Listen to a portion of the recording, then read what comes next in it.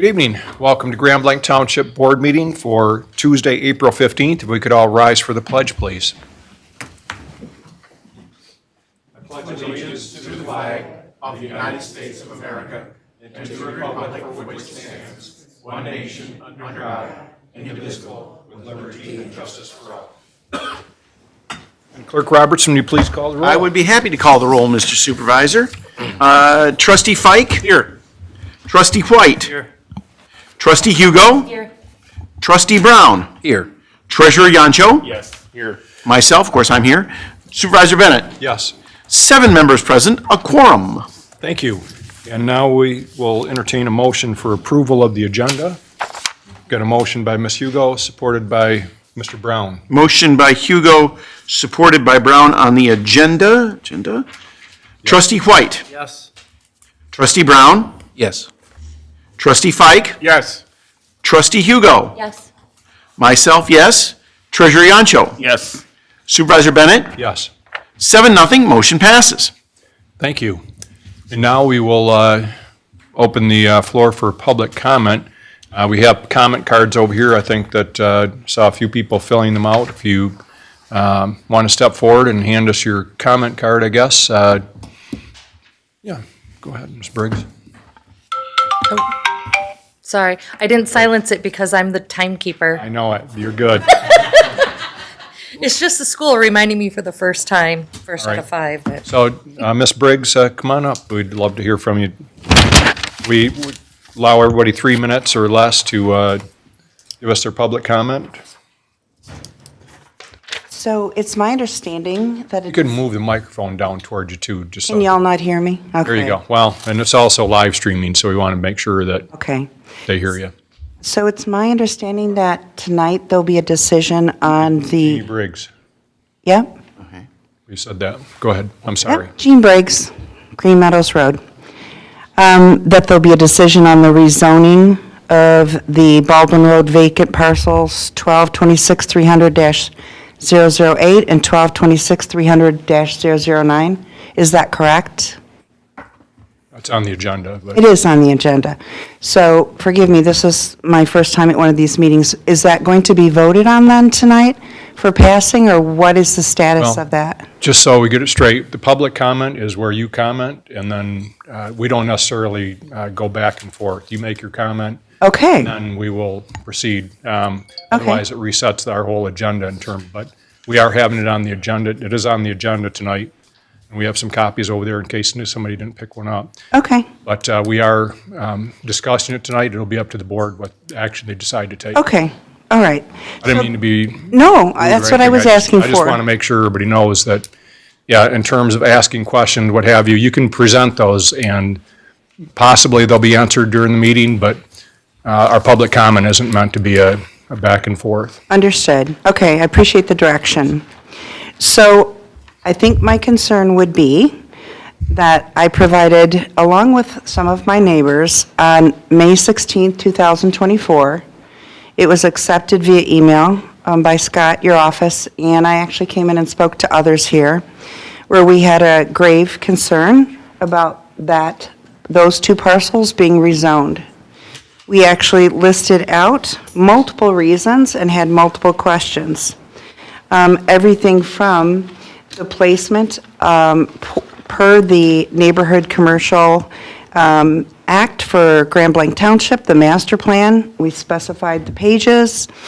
We stated how it was stated in the Grand Blanc master plan, and highlighted specific things, and then asked our questions. So I've been watching for the last year on the website. I haven't seen a response to that. I actually received 6 days later, on June 4th, a response from the Grand Blanc Township attorneys stating that they would be getting back to us and that the information would be delivered in an appropriate manner to all of our questions. So this was a few pages long, but again, spelled out. I have yet to see a response on any of these questions. So they range from the actual rule of where we will allow rezoning, not being in a corner, to environmental issues, 30 seconds. to the question on if any of the board members had any relationship with anybody involved in this parcel. So there was a whole range. I think a year is enough time to receive a response. I didn't see one. I've been Googling or looking on your site and looking on the information for the parcels and also Baldwin Road. So when I heard about this meeting tonight, I was a little bit alarmed that we were so good at putting our information together, but have yet to hear a response, and now there's possibly going to be a vote. So Thank I you. thank you for listening to me. Okay, thank you. We have Miss Debbie Pack.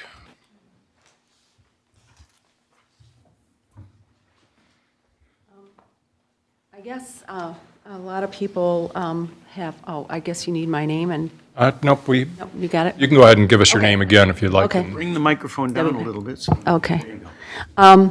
The thing that I really wanted to talk about is maybe a little different take on everything than what most people will talk about tonight.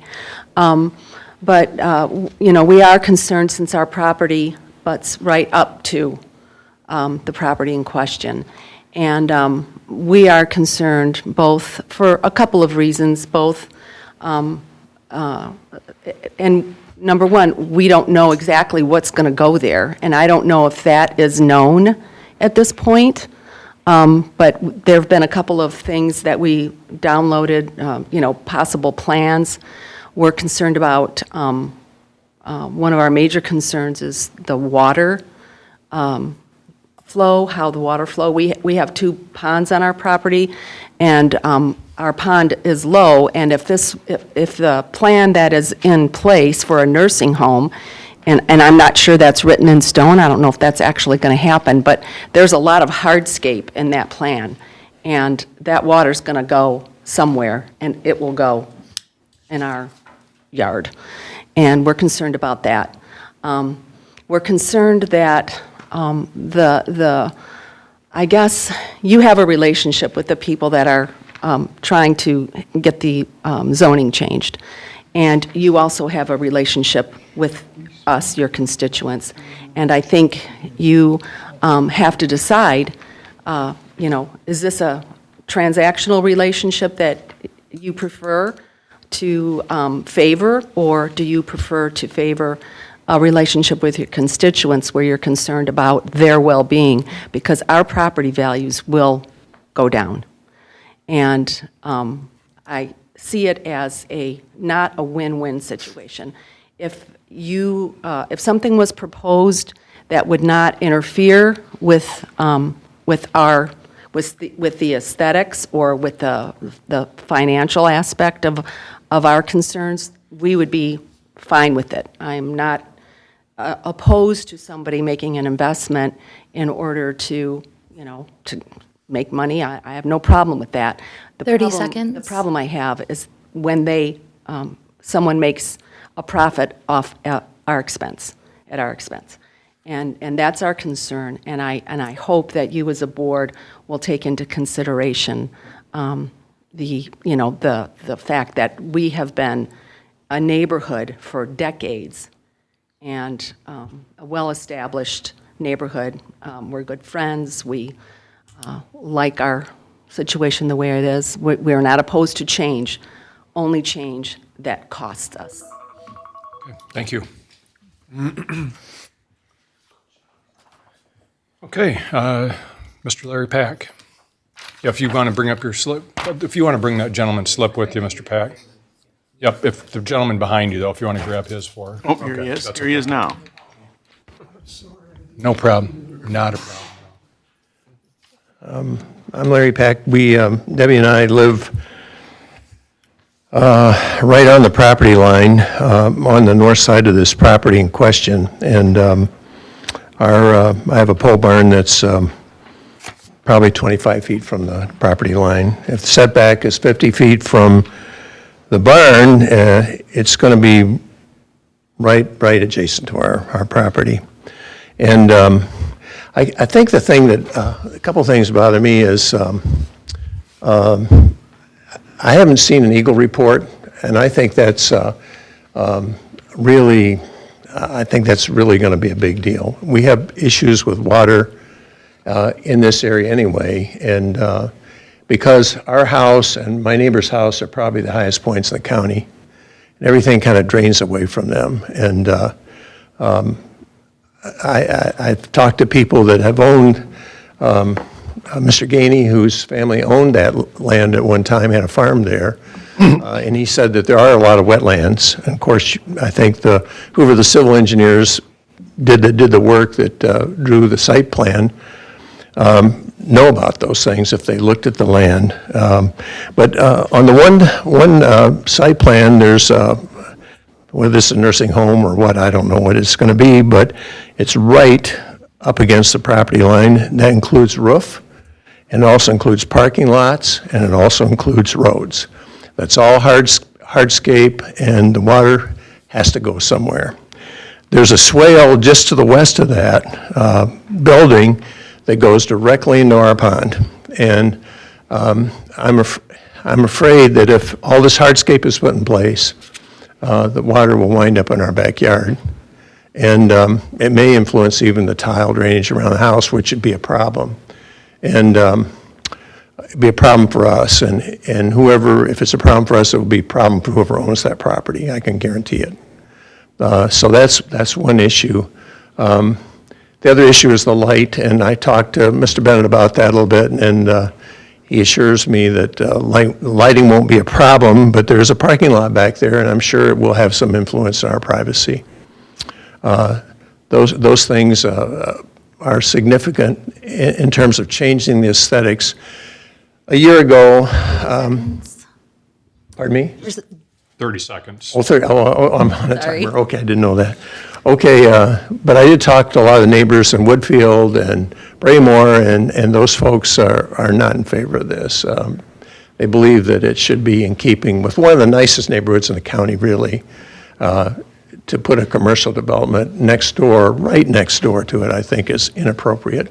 And it will hurt property values. So what you may gain from the commercial taxes, you may lose from the neighborhood, and at the same time destroy the neighborhood. Thank you, Dr. Pack. Yes, Mr., is it Heinrich? Yes. Did I pronounce that correctly? Thank you for letting me address you. I appreciate the opportunity. I want to talk about the zoning case that's on the bottom of the agenda, and I think it's number,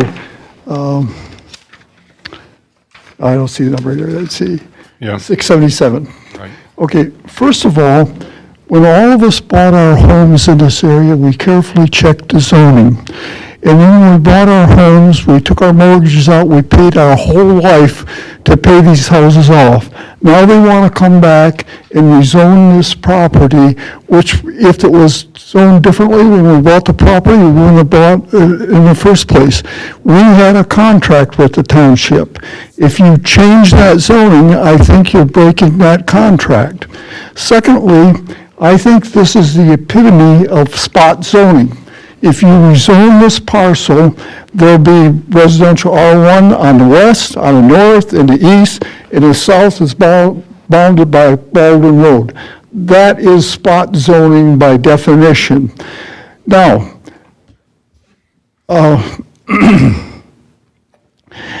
the Broadwood development there is really a wonderful development. It is something that's a jewel for Genesee County, and it's a jewel for Grand Blanc Township.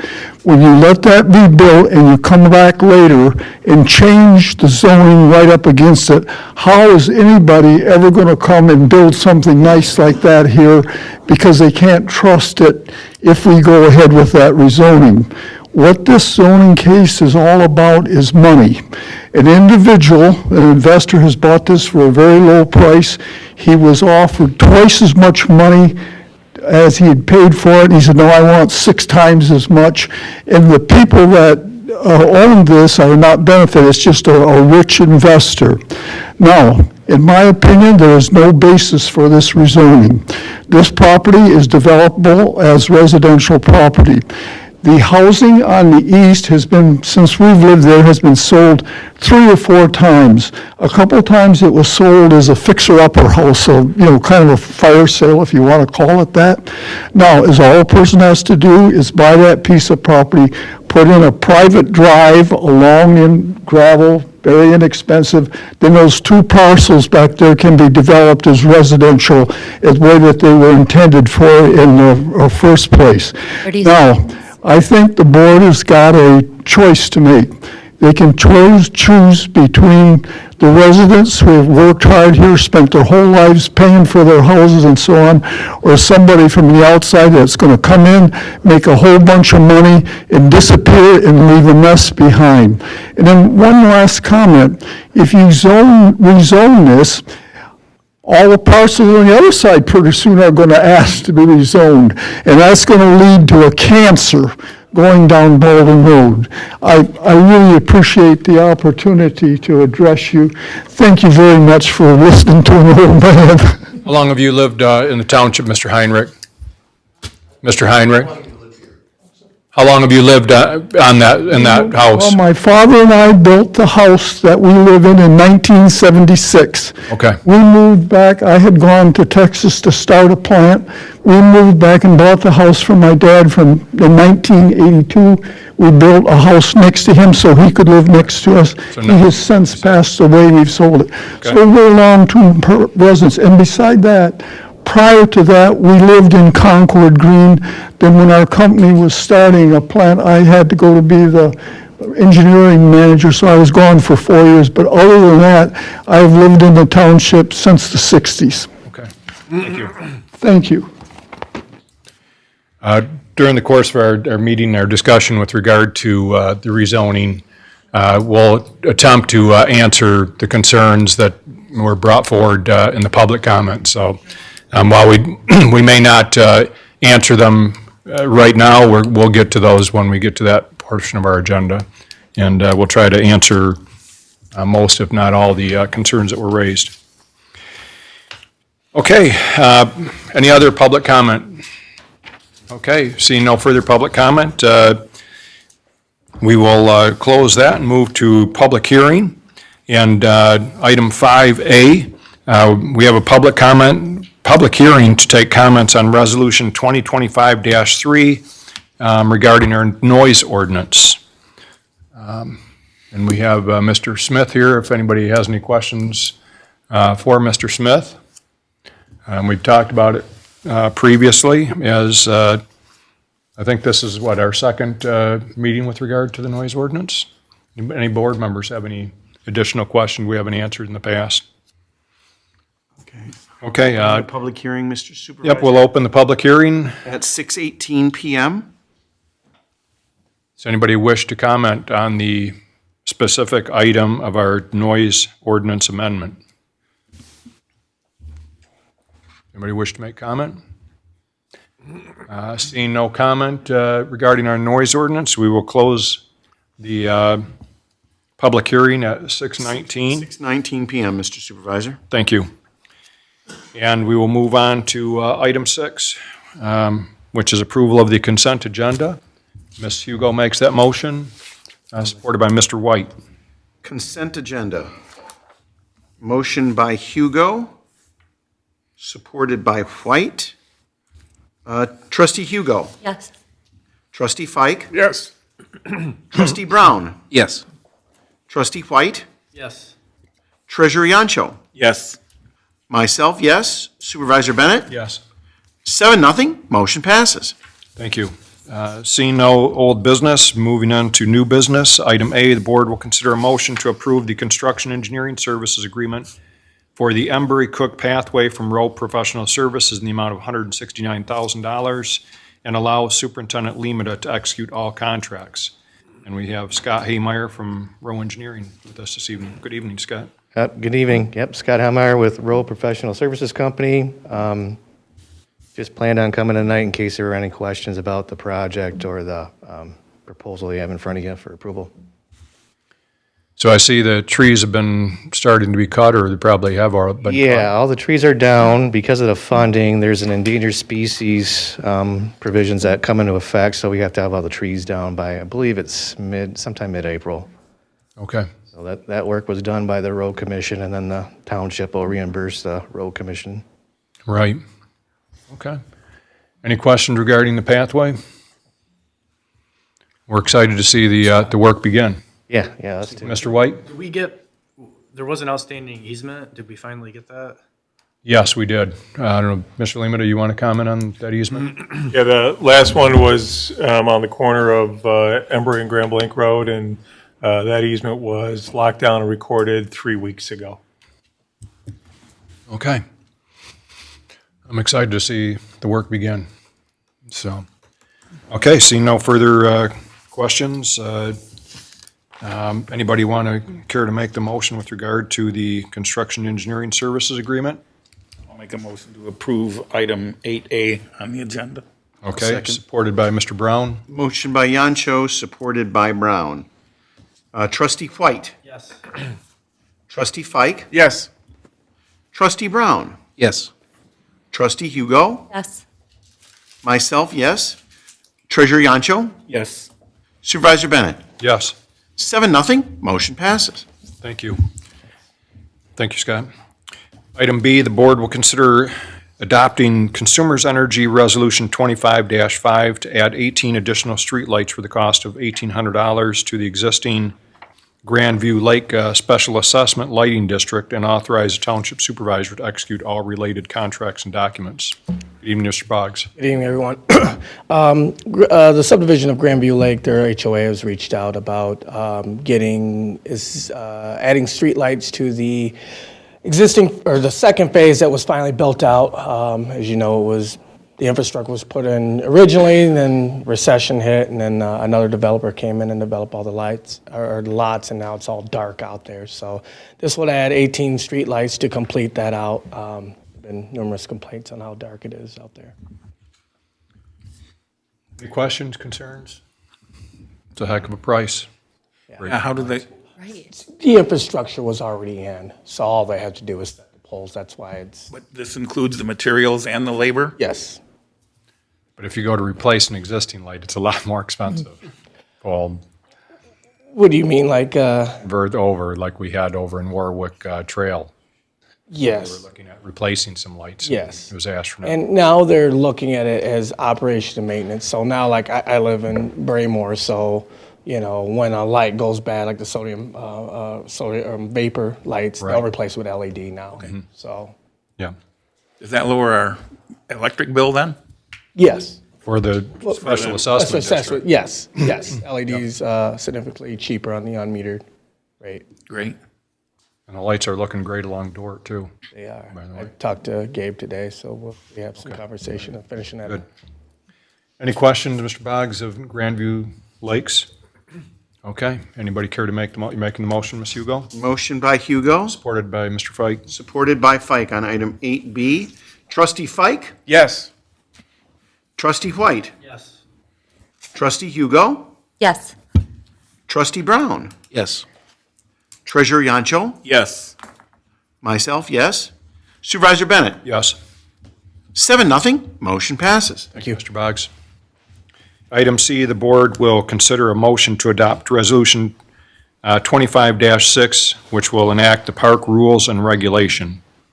Good evening, Mr. Kimmer. All right, good evening, everyone. So before you tonight on this resolution, if you recall, we adopted the Parks and Rec ordinance at last month's meeting. Part of that ordinance gives the board the authority to adopt a set of park rules. So I have reviewed these rules with Attorney Chubb, and I present them to you tonight for consideration, open to any questions that you may have on that. Any questions that anybody has on the park rules that we're asking for adoption? I have one. Mr. Brown? So, Attorney Chubb, were there any rules that you think are noteworthy or could cause any controversy or questions? No, I don't think so. I mean, this just generally codifies what's already elsewhere in the criminal code and kind of puts it in an easier to read format. And so violations can be written under the related criminal code or as a straightforward violation of the rules. But I think it's very standard. I don't think anything's controversial in any way. Thank you. Mr. White? What time does the park open now? It typically opens 7 a.m., 8 a.m., somewhere around there. It varies by season. I see it as 8 a.m. and I mean, it's bright out at 6 a.m.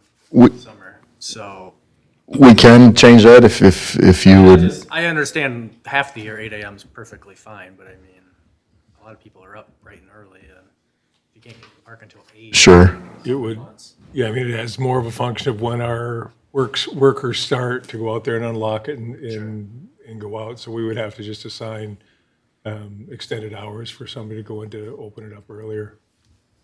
And they do typically get out there about 7 a.m. That's typically their normal schedule. If you're walking, you probably can get in. Yes. So Yep. if you got walkers that walk to the park. Sure.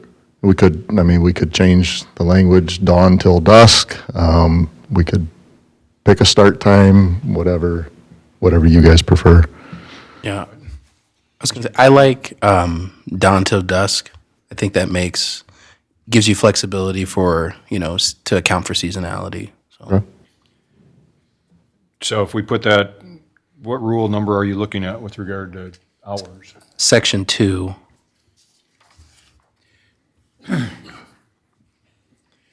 I mean, if we put it in there, I mean, to amend that or to change it, what's it going to take? I mean, let's say that we put in there from dawn to dusk and hey, we don't have the staffing to open it till 8. I mean, how does that work?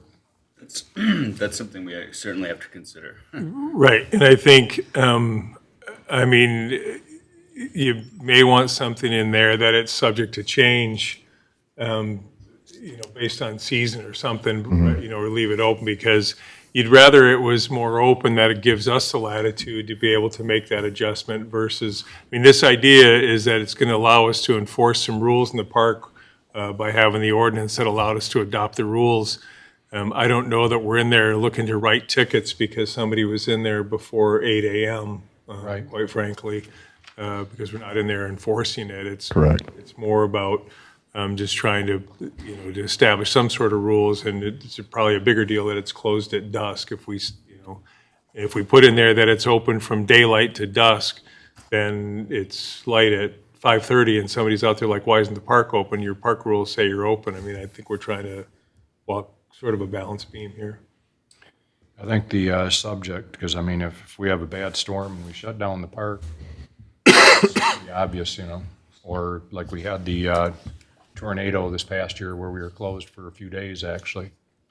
I just think subject to change would be good to add in there. Any other areas that are concerning? Mr. Bennett. Yeah, Mr. Yancho? What effect would that have on the park's budget? As far as if we were to open, Extended hours. typically right now, we're opening it at 7 a.m. and closing at 9 to 10 anyway, so maybe a slight increase if we were to go with dawn. Possibly a slight increase if we're going to have staffing out there to open it at that time. Maybe by half hour, 45 minutes or so. Nothing appreciable. No. Okay, do we want to adopt these tonight with that amendment, or do we want to? I mean, I think you have the latitude to change the hours of your park operations at any time you want. All I'm saying is you don't want to be specific in here that these are going to be absolute the hours that we're going to be open out there. We have the latitude to change the hours as we see fit, just from an operational standpoint. The idea of these being is that it was more of an enforcement action to keep people out of the park when it is closed, so that it's after dusk when we had issues with some vandalism and things like that. This was more of an enforcement mechanism for giving us the latitude to be able to actually give somebody a civil infraction for being in there when they shouldn't be, or because they're in the for various purposes. But I think we have the latitude to change our hours at any time without going in and changing the Verbiage of the rules. What if we were just to have some general language, something like park operational hours will be subject to change and will be posted on our website? So Section 2 does specifically give the Director of Parks and Rec the sole authority to change the hours on a seasonal, temporary, or permanent basis by use of or issuance of a Parks and Rec order. And so it is specifically written in there, which would give that latitude as seasons change, the timing of the So we're okay. sunrise changes. So We're good. no change in language is necessary. Doesn't appear to be, no. Okay. Is a motion in order, Mr. Supervisor? Then I will make the motion on item 8C. Support. Support by Mr. Yancho. Support by Yancho. Trustee White. Yes. Trustee Brown. Yes. Trustee Fike. Yes. Trustee Hugo. Yes. Myself, yes. Treasurer Yancho. Yes. Supervisor Bennett. Yes. 7-0, motion passes. Thank you. And now we will, the board will have a discussion on Parks and Rec millage, and what we're going to request or ask voters to decide on, both the timing and the language. So we have in the agenda memo 3 different options, and Mr. Kimmer is here this evening to fill us in on those options. You want to switch over the source? Sure. Got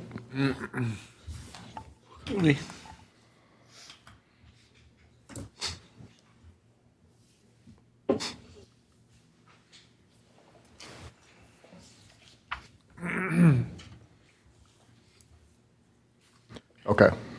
If you recall, we did, Parks Department did a brief presentation back in November, December, I believe, to kind of give you guys an idea of what is upcoming with the Parks and Recreation millage. So I'd just like to kind of highlight a few of those as well with some updated numbers that we have for 2025 so that you guys are able to make the best decision possible. So potential options for the next millage, do we want to look at a 10-year millage or a 5-year millage? If we want to have the millage request on the ballot for August, the deadline is May 13th at 4 p.m. So that means the language would either have to be adopted at tonight's meeting or the meeting in 2 weeks on the 29th in order to meet that deadline on the 13th. We've also thrown it out there, do we want to look at a quarter mil, which is what we are currently at? Do we want to look at an increase for a half mil or possibly even a full mil? This chart here I did update with the 2025 median taxable value for $109,905. At a quarter mil, the average household would pay $27.48. At a half a mil, you're at $54.96, and at a full mil, $109.92. So that's for the average household, 2025 median taxable value. So what does that look like over the next 10 years? Well, if we were to look at the average residential taxable value growth here in the township at 4.3% since 2016, a quarter of a mil would be projected to raise $5.84 million over the life of the 10-year millage, a half a mil at 11.68, and a full mil at 23.37.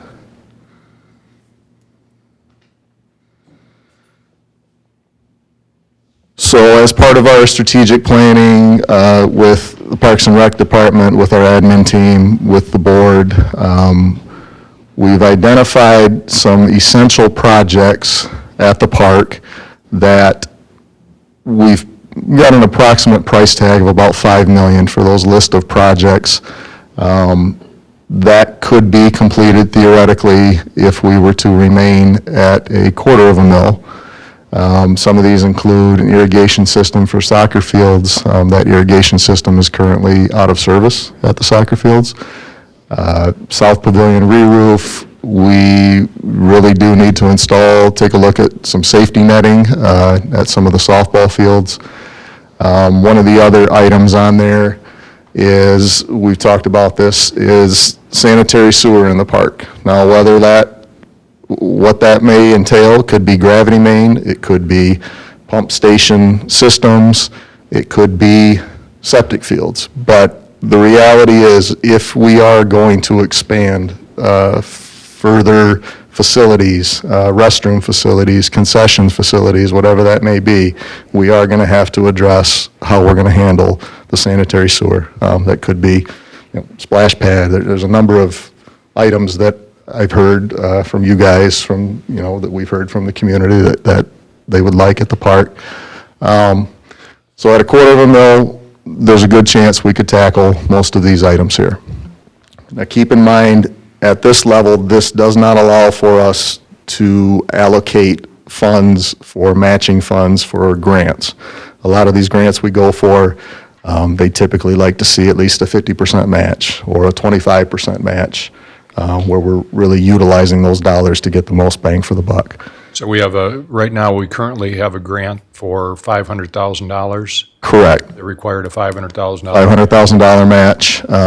That one, we're waiting on the grant agreement to come back to us. That's the parking lot upgrades.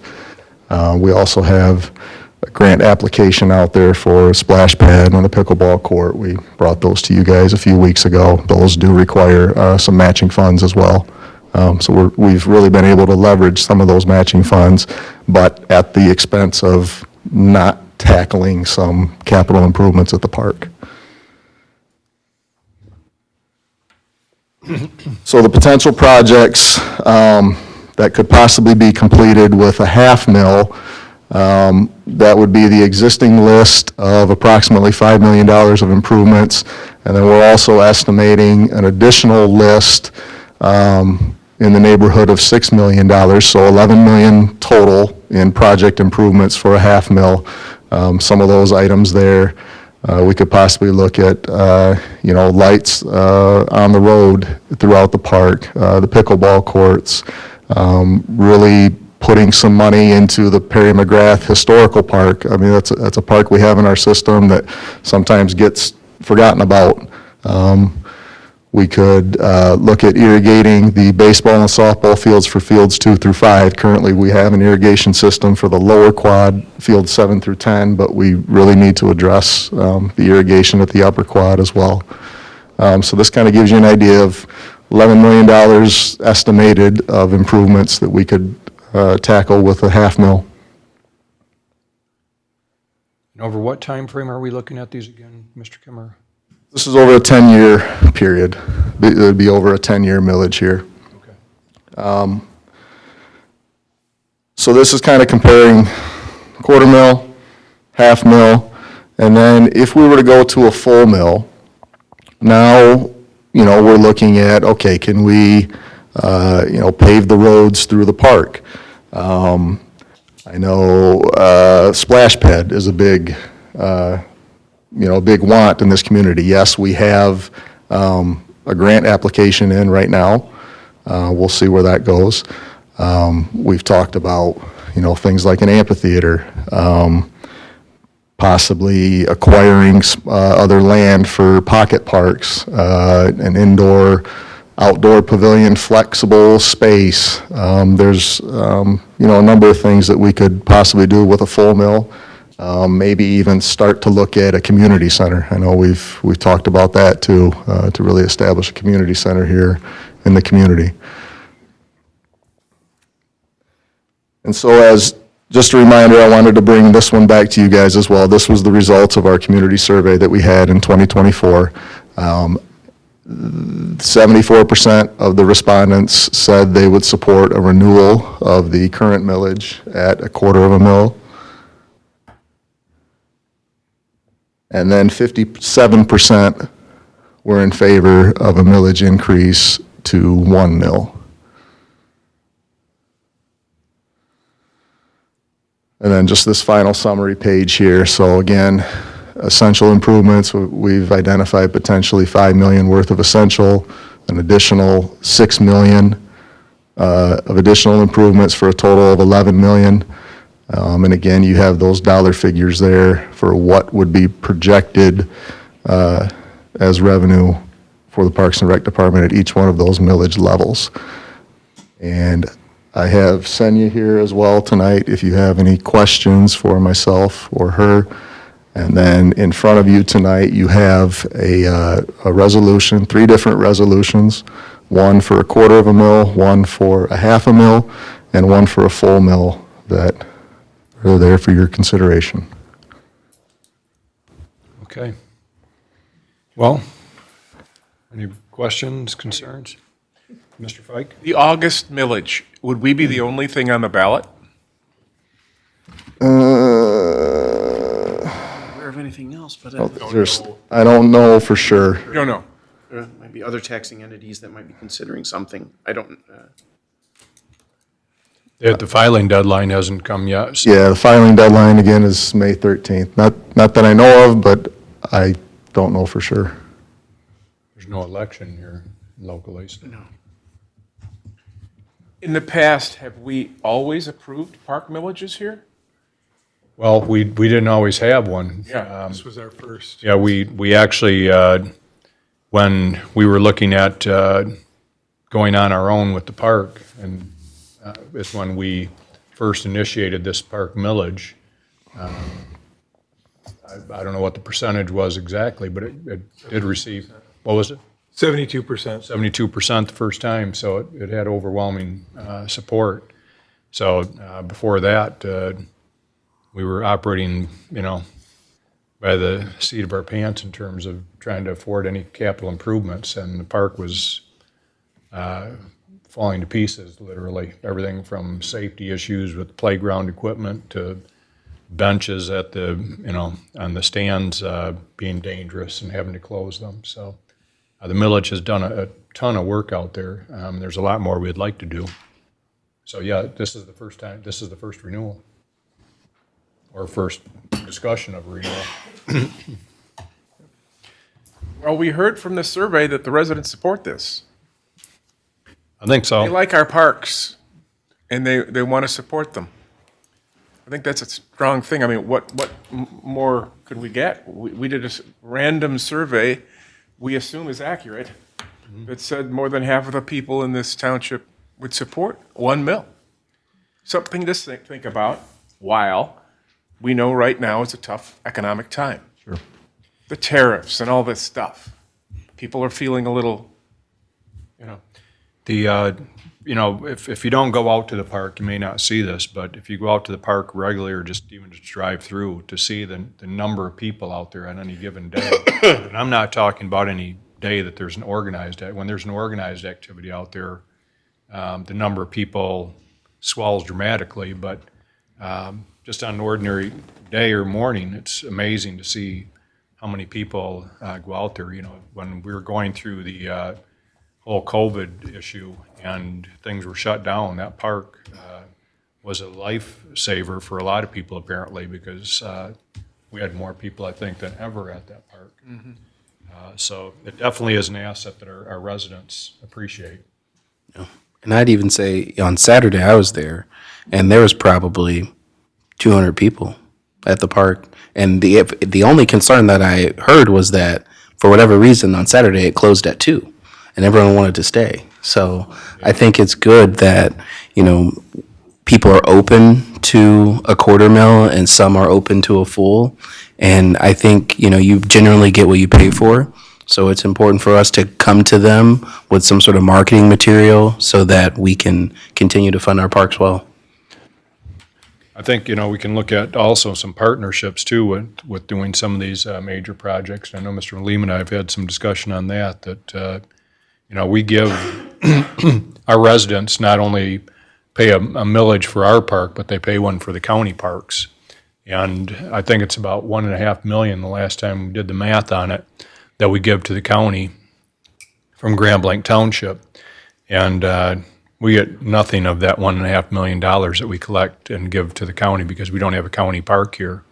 I'd like to continue to push our county commissioners to look at doing something with some equity things here, of giving us some of that $1.5 million back Whether it's helping us to fund a specific project or what have you, we'll slap their name on it. But Mr. Lehman had brought that suggestion to me, and I thought it was great. But that wouldn't, we can't go on a if-come basis for that, because it Correct. probably takes some further work before we could ever get that. But, and I don't want to predicate this millage on that, but I think that we need to keep that in mind too. Mr. Yancho? I was out there Sunday, and there were probably 75 cars in the parking lot. Kids flying kites, people walking, in the playground equipment, all sorts of people out there. It's spring, but as summer moves along, it's going to get better. Sure. And the only thing that I see, we could do lots of improvements, add lots of things that are needed and some that are wanted. But the thing that I see that we need to do the most is pave the darn parking lot. I'm probably the only one might be the only one in the room that lives on a dirt road. But when we have that type of weather, rainy weather, snowy weather, it's really hard for people to get in there and get out of their car even. Yep. So I think a mill would be appropriate so we can get that parking lot and road paved. It is, it gets very icy, and with gravel roads, we can't plow them. I won't say we can't, but it's very difficult to do that, and sometimes ruins the gravel road trying to plow it. I think that's correct, Mr. Boggs. Well, and you can't salt it either, so another issue with that, but good points. Mr. Fike? If voters say no to whatever we propose, what do we got? We could come back to the drawing board and put another millage out there, another millage request, I should say, at a lower rate. That paperwork, Clerk Robertson, you may be able to help me when that filing deadline for November would be. Probably shortly after the results of the August election, correct? Yeah, you're dealing with a tight window there. Yeah. But I also, if I may, I'm uneasy about following up a millage that has been defeated with yet another request. People wouldn't take kindly to that because they say, well, you won't take no for an answer, and we told you what we thought. So we've really got to be right about the level that we choose. I think Mr. Fike may, I think he was saying come back at a lower amount, maybe, I don't know, but I could be wrong, but. I'm confused. Well, then educate us, because. Oh, maybe he can. No, We went to them for a Parks millage and they said no? no. What are you talking about? No, what I'm saying is, I was commenting on how the year would unfold. Oh, I see. Okay? If If we put a proposal up and it's defeated, I think it's bad form for us to come back immediately some months later with yet another figure. Because I just don't think that speaks well. the current quarter mill runs out, we have no money? The current quarter mill, we will collect one more time on the 2025 winter tax bill. If the proposal were to be defeated, we will still collect one more time on 2025. After that, there's nothing in place to collect. Yeah, so, my thought would be, Dave, totally understand where you're coming from, but the alternative would be zero if it's defeated, right? If we don't come back in November and put something on the ballot. Is that correct? Yes, we would collect one more time in 2025. We could theoretically put something on the ballot in 2026 and collect on the winter tax bill of 2026. So we would get one more at the current millage rate if it were to be defeated. So we could put it on the 2026. Mr. Limita? So the importance of that for your consideration is that from a planning perspective, and you saw Matt put out there like, hey, we had a lot of deferred maintenance, as you guys know, and we've attacked it over the last 10 years of this first millage. Now we're talking about what's possible and what can we do. Well, a lot of it has to come with planning purposes, and you heard him also talk about how we combine our millage funds as matching funds with grants so we can move forward. Those grants are 3 years in advance by the time we get it. If we don't move something forward now, what'll happen is, yep, we're going to put it out on the December tax bill, and we still have that quarter mil or the 0.24 or whatever that's going to roll out. And for that one more year, so we'll know we'll have funding for 2026. But from our planning perspective, it makes it impossible for us to plan if we don't know if we're moving it forward, at what level we're moving it forward. One of the reasons that we put it out there sooner is from the idea that, okay, we know if we're going to replace it. If you did a 0.5 mils, for example, now we have an idea that this is going to go out in the August. If it's approved, now our planning purposes are already up and ramped up. We know what projects that we can start to work on, what we can bring back to the board, and what we could conceivably have for matching funds moving forward.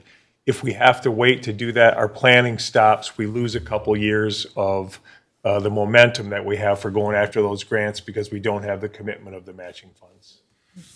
I mean, for us to get any project completed out there, I mean, it takes, Takes some time. engineering time, takes bid time, all of that type of thing. So if we're not prepared this evening, we've got one more meeting that we can decide next meeting, but we have to decide then, if not tonight. Mr. White? Yeah, I'm definitely supportive of increasing the millage. I'm not sure that 1 mil at this point is the way to go, though. I mean, we're already going to be doubling the amount we're offering. To quadruple it, I don't know if that's what we need to do now. But maybe we compromise by only doing this for 5 years. And if in 5 years we see the need, then we can do it versus locking us into a 10-year millage. That's splitting the baby here a little too much, but going from a quarter mil to a full mil is a big ask. I mean, yeah, it's $100-ish for a house. Maybe that doesn't seem like a lot, but for one, not every house is the median value either. So, Right. For some houses, it would be several $100. Not mine, but I live on a dirt road, so I do know the issues of that. But I don't know if that's.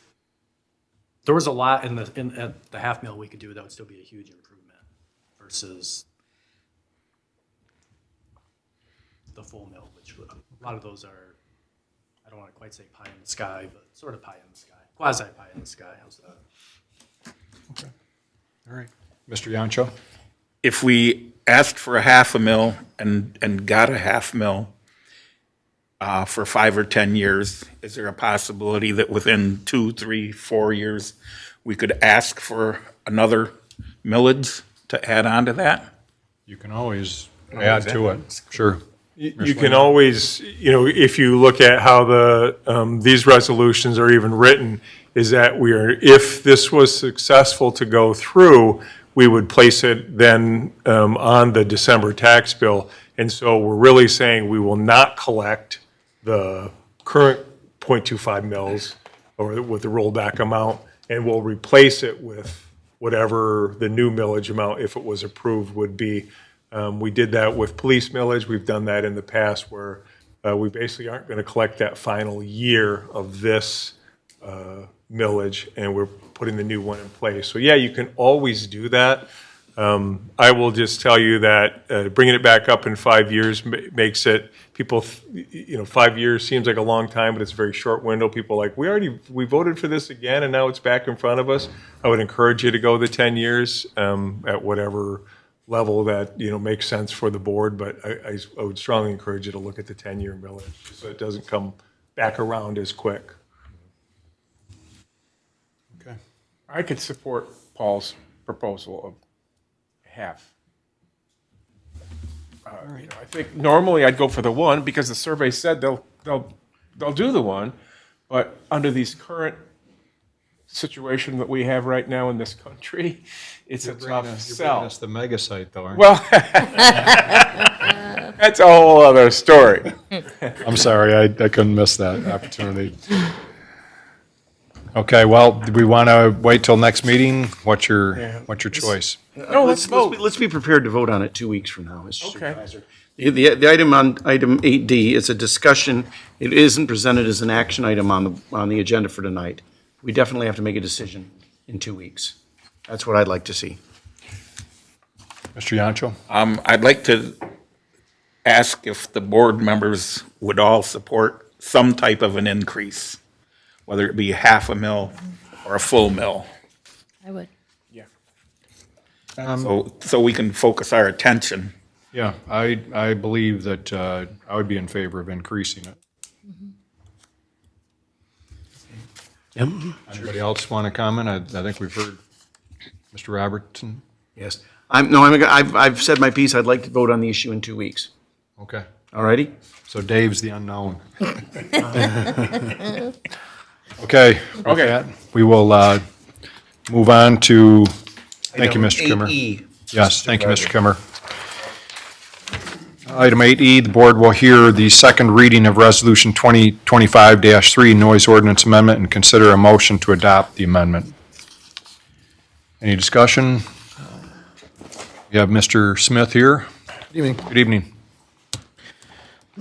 So we had the first reading on March 18th here at the township level, and you have the information in front of you again. The only changes are under 7B4 in the red. So those are the only changes that we are asking for this amendment. If there's any questions, I'd be happy to answer them. Any questions from board members, concerns? What is the reason for the change? We've had some businesses that have received complaints about their operating hours, and this is to alleviate them so that way they can operate their business as they see fit. So for example, a golf course, mowing the grass, farm, you move into some of these places and it's a known quantity that if you live on a golf course, they're going to be cutting grass early in the morning. And unfortunately, it's tough to make lawnmowers silent, right? Same with farming equipment, if you live near a farm and they're going to be operating possibly late at night or early in the morning. So it's to accommodate the golf course business, but it's written so that any similar type business would fit into that category. Yes, sir. Yes, Mr. Pike? Does this address those really loud cars and trucks that go down and they scare the heck out of me when I'm at a stoplight? I'd have to ask. That's more of a police. Chief Rennie, that's a police issue, yeah. That's Chief Rennie's. You do. You'll tell somebody, hey, that's too loud. Well, good. If you look on the final page of the draft, it has trucks and buses over 10,000 pounds. Maximum limitation is 90 decibels. Trucks and buses under 10,000 pounds, gross weight is 90 also. Passenger cars, any weight, 74 decibels. Motorcycles, snowmobiles, and mini bikes, 82 decibels. And other self-propelled motor vehicles, 74 decibels. And our police do have decibel readers when they get complaints, so. And police do hand out tickets for that. Yes. Since I've done this, the motor vehicle code does address this independently of what we have here. Oh. So there are provisions there that can. Yeah. And actually, there are some, I know of an individual who received a ticket, not in our community, another community, Royal Oak, for actually having a brand-new vehicle that evidently has tuned exhaust, where you can switch between them, sports car, and they received a ticket, and they did no modifications from the manufacturer, so that's entirely possible, too, that the exhaust can be loud right from the manufacturer. So any questions for Mr. Smith on the noise ordinance? Somebody care to make Is a a motion in order, Mr. Supervisor? Yes, it is. I will make that motion on item 8E. Okay, thank you. Is there support? Support by Ms. Hugo? Support by Hugo. Okay, trustee Hugo. Yes. Trustee Fike. Yes. Trustee Brown. Yes. Trustee White. Yes. Treasurer Yancho. Yes.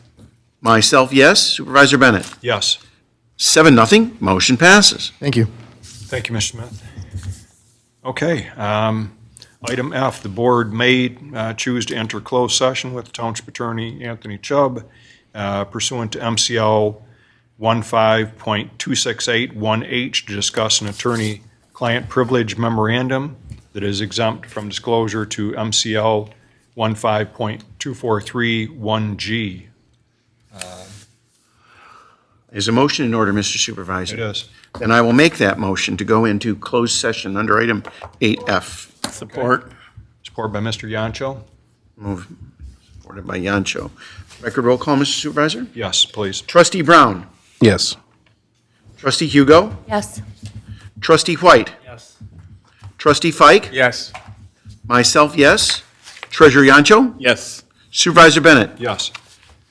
Motion passes 7-0. Motion passes. We are closed session as of 7:01 p.m. We're going to go Returning to open session, Mr. Supervisor. 7:53 p.m. Okay, 7:53 p.m. Okay, our board, sorry for the length of time, but we wanted to make sure we discussed thoroughly our attorney's written opinion on the subject. And we are very empathetic to all the concerns that were voiced this evening and what we've heard over the past year. With that, I want to try and address some of the concerns that were brought up, Mr. Smith, earlier in the meeting under public comment. With regard to surface water and, the runoff and, I don't know, if you could comment on when that is taken care of and whose responsibility that is. Stormwater is under the responsibility and purview of Genesee County Drain Office. And the reason for that is that water knows no boundaries, whether it's in the township or running across township lines, what have you. And Our engineers, rural engineering does look at that, and so does the county engineers, and they would look at that during the approval process, yes. So commercial properties versus residential, is there a difference in terms of how surface water is managed? Yes, typically, in a commercial setting, you have curb and gutter, and then you will have some kind of control that the county requires as far as underground storage, or you'll have a detention pond in some location on the site. So is it potentially the pond out front could be used potentially if Eagle and the county deem that that's permissible? Yes, could if be they used deem for fit. runoff? Yes. Okay. In terms of the swale that leads to Dr. Pack's Pond, what have you, would Eagle as well as the county have a say on whether or not that would be utilized for runoff or? Typically not. It has to be contained within the subject property, yes. So they probably are not going to have it run off to somebody else's property to their pond? No, it may come into the factor for the hydrological area of the area of around the development, but it all has to stay within their site. So what they create, they've got to take care of in terms of water.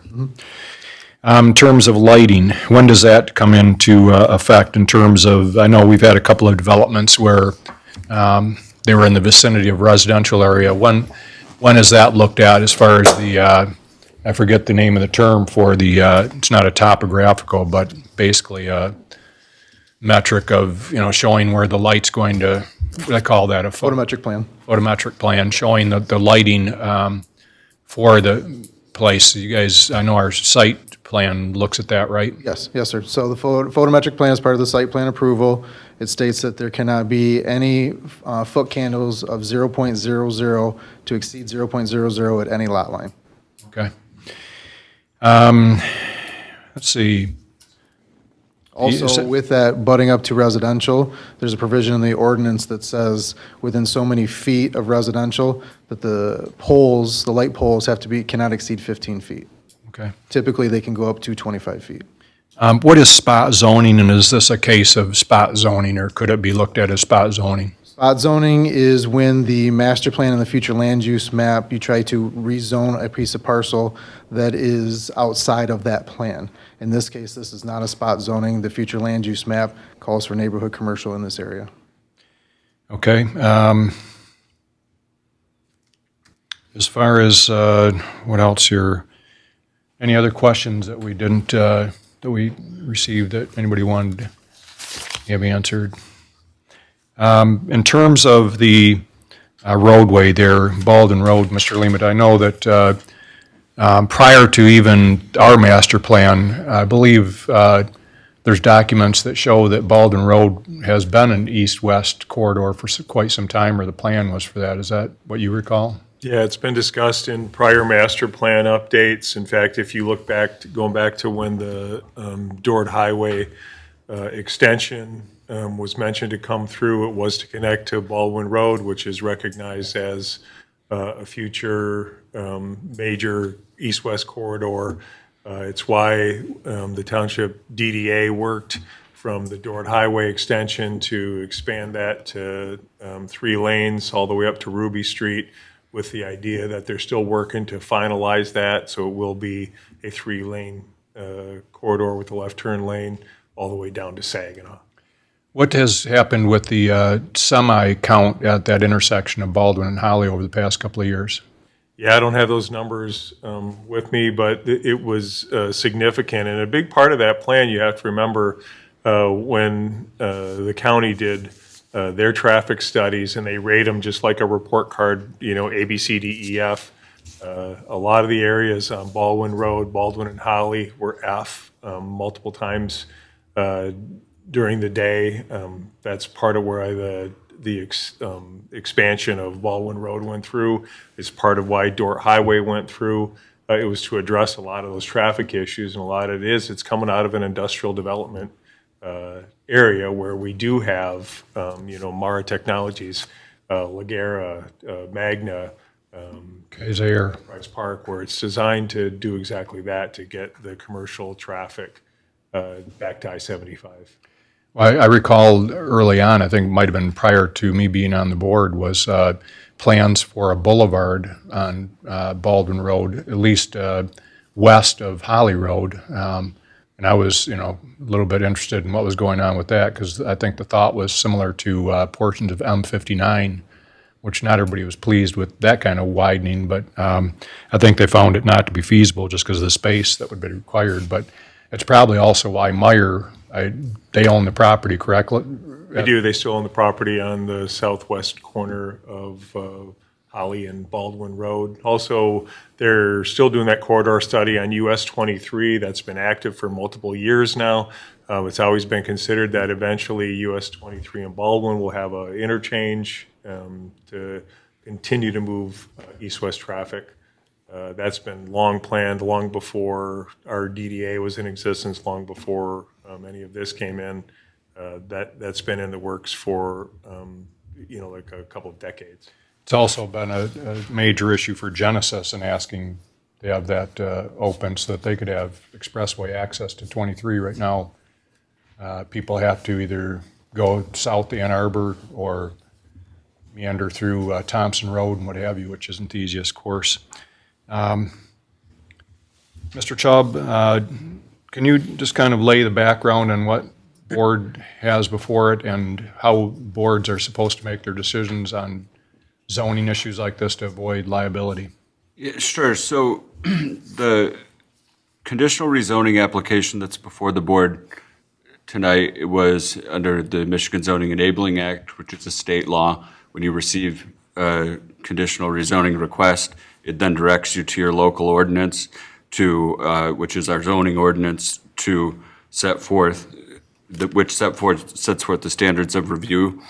The comments that came up tonight were premature on these standards because they're more for the site plan review, which will occur in the future when we know the proposed actual development.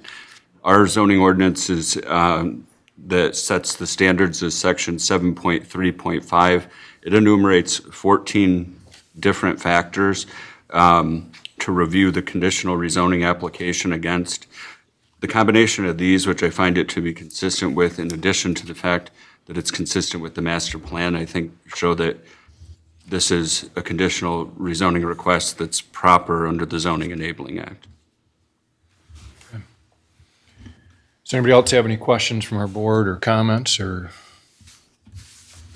I know, Mr. Yancho, I believe you were on the planning commission that first considered this. I was, yeah. We looked at all these factors, and I was also on the planning commission when we rewrote the master plan. And we knew that the future of Baldwin Road was going to be a leading factor in the development at the south end of the township. So that's why we determined that that was more suitable for neighborhood commercial than it was for residential. And in multifamily wouldn't, we have multifamily kind of on the other side of the road, but. We considered multifamily or some other higher density residential development, but once again, we thought that NC would be of more benefit to all the people that live in the area, in a couple mile diameter circle. Things that we now drive into downtown Grand Blanc to access different services, donut shop, lots of different things that residential areas need, and that's, we're going to see that residential development in Tech Village. So. Okay. All right. So, any other questions or concerns from any board members? We have it on the agenda tonight. I have mentioned to individuals that the board can either decide to move it or table it, what have you. So I'll leave it to the board's discretion what they would like to do. Mr. Fike? I'll tell you, I want to be very upfront about this. We debated this, and we're very concerned with the residents' concerns, but I'm voting yes, and here's why. 3 reasons. The Planning Commission said they wanted this. They thoroughly vetted this, and we rely on them to really look at a situation. 2, it's in the master plan for this to happen. And the third thing is liability for us. If we say no to this, the developers could turn around and sue us and perhaps win. And that could cost our taxpayers thousands of dollars. Not something I want to risk. So for those reasons, I'm voting yes. And I'd like to make a motion, unless there's other discussion, to vote on it right now. I'll second that motion. Motion by Fike, seconded by Yancho. Just on the lawsuit thing, I know at previous meetings, somebody had brought up that, the township has never been sued on a zoning issue. I think Mr. Lehman and I did some quick research, and I think we found where we've been sued like 12 times, I think. Yeah, you can do a quick Google search and you will come up with zoning lawsuits against Grand Blanc Township. Yeah. It happens, and you don't ever want to, obviously, we put all these things in place and we try to be as transparent as possible to prevent that. But, inevitably, anybody can file a lawsuit at any time. I think we've had a pretty good track record of defending ourselves. Yeah. And, I also am very concerned and empathetic. I look at developments in other communities and think, gosh, I don't know who is looking at these things, but I think, there's a level of trust that all of us live in the township. Some of us even live down near that area. Our employees, some in this room, actually live right in that area. And many of us ran for office because we only wanted what was good. I think all of us ran for that reason. I don't think you'll find anybody on this board that's doing things to enrich anybody that's come to us or what have you. I think we're here genuinely because we want what's good. The Planning Commission, I believe, is there for the same reasons. I think, we've seen examples of concern in other areas where there was development or redevelopment, And we work with the developers in a number of cases to make it something that works for both the residents and the business without impinging on privacy or property values, what have you. In fact, in some cases, it probably increased because whether it was vacant buildings or areas that were falling in decay, it actually helped the property values in those cases. But when we work with the developer, we get a lot further ahead than if we stonewall them or try to. And at that point, they do what they want and don't listen to our suggestions or resident concerns. Many times, the developer will sit down with the residents in the immediate area and say, what are your concerns? How do we address these? But if we fight them, there's no working with them typically. They'll say, we're doing what we want. We'll present you the plan when we get it. So that's my concern, and I voiced that all along the way, that there's a certain level of trust that you have to place in your elected officials, and hopefully our track record shows that the developments that we've had in the township, at least the ones since I've been on the board and this current board have been approving, are things that are quality areas for our township and our residents. And I think that's our legacy that we want to leave, is that we're doing something good for our community. So with that, any other discussion on the issue? Shall I do the record roll call, Mr. Well, Supervisor? let me just see if anybody else has any comment. Well, I just wanted to say that I expressed empathy for the residents that are there now at the March 7th, 2024 meeting, and I'll express that empathy again. I moved onto Baldwin Road in 1962, and Green Knoll wasn't there at that time. So I've seen, it was agricultural land. So I've seen a lot of change happen, and change is inevitable. It's going to happen. But I think we're taking the right steps to make sure that the least amount of impact is made for the residents in Green Knoll. But I have to look out for not just the residents in Green Knoll, but my obligation is to look out for all the residents in Grand Blanc Township, those who live here and who will live here, and to make sure that the growth that does happen moves in an orderly and well-thought-out manner. Mr. Hugo, did you have a comment? I was just going to ask if we could, if we say yes, can it be based on these 14 items that are in this packet? Yeah, so the 14 that Attorney Chubb mentioned, that those are the criteria. We don't have to mention each of them, but they are there if anybody has any comment on any of those 14 criteria that we have to base decision on. Shall I take the roll, Mr. Supervisor? Unless anybody else has any comment? Well, can it include the conditional zoning terms in the February 13th, 2024 offer? Sure. So just to make certain the record is request, could I just restate that and make sure I'm understanding that this is a motion to approve zoning case number 677, parcels 12-26-300-008 and 12-26-300-009 from R1 residential to neighborhood commercial zoning pursuant to the conditional rezoning application dated February 13th, 2024?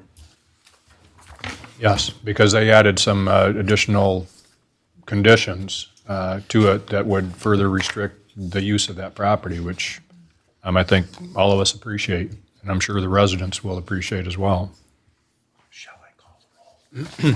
Yes, but I wanted to make sure everybody had their questions answered before. Okay. But go ahead and let's call the roll. Trustee Fike? Yes. Trustee White? Yes. Trustee Hugo? Yes. Trustee Brown? No. Treasurer Yancho? Yes. Myself, yes. Supervisor Bennett? Yes.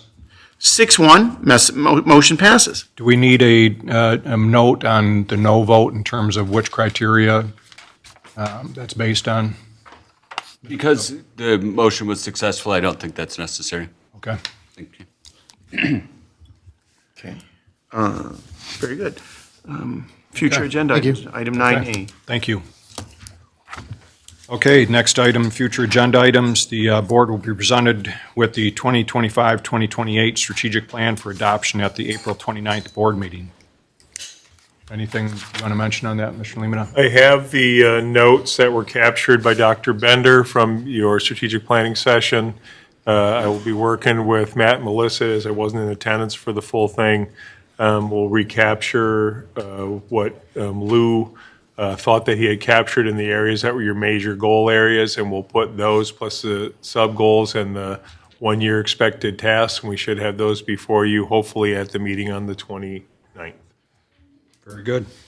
And thanks again to everybody for your input.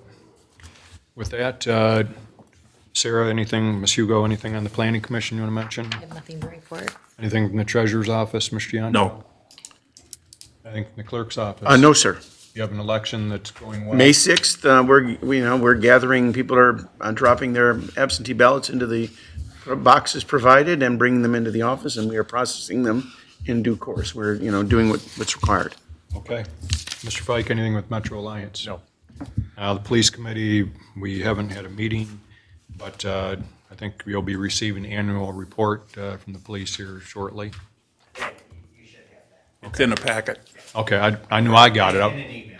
I got it. I wasn't sure if everybody had, but, okay. Let's see here. Mr. Chubb? Yeah. 29. So just a couple of quick things. Mr. Chubb, you have anything I do not. to report on? Okay. Go ahead, Mr. Lemata. You have some things to report on? I don't. He doesn't. Okay. One of the things, just a reminder that we have our cleanup day coming up on the 26th. That we would love to have all of our board members present for and help us out. We got a great sign up. I think we had over 100 people last year, and we're probably at least halfway there with the sign-ups right now. As far as, had a meeting with the road commission, with the advisory committee this morning, and the asphalt plants are set to open on May 5th. And so you'll be able to celebrate Cinco de Mayo knowing that potholes will be starting to be filled on that day. Just so happens to be your supervisor's birthday that day. Hey! But anyways, so we'll celebrate the actual paving can start and filling potholes with actually the hot mix. Right now, if you see potholes being filled, some of it's being filled with cold patch, and they've got a limited amount that they can make at the road commission, but the real work will start beginning of May when the asphalt plants open. The chloriding will begin in the next couple of weeks, but they start in the north part of the county and work their way south. And it's all weather dependent, so probably sometime in May we'll see the chloride hit the gravel roads. So Mike's vehicle won't be so dusty. What else? The problem reporter thing that we have on the Genesee County website, I would encourage anybody who has potholes that need to be filled that they go to that website. Just go to Genesee County Road Commission Problem Reporter, and you can actually identify directly on the map where the issue is that needs to be fixed. One thing that's interesting is also CDBG funds, we've used them for road projects, and if we think that there's a neighborhood that would qualify to have funding for it, there is the possibility of ever doing a survey for I'm not sure what kind of return you would get, but you can do a income survey for the household. You have to have 90% of the people complete it, which I think is a pretty high bar, but that's always a possibility that I learned about as well today. That's all I have, and I'll entertain a motion to adjourn. So moved. Motion by Yancho. Supported by Mr. White. All those in favor say aye. Aye. We are adjourned at 8:16 PM.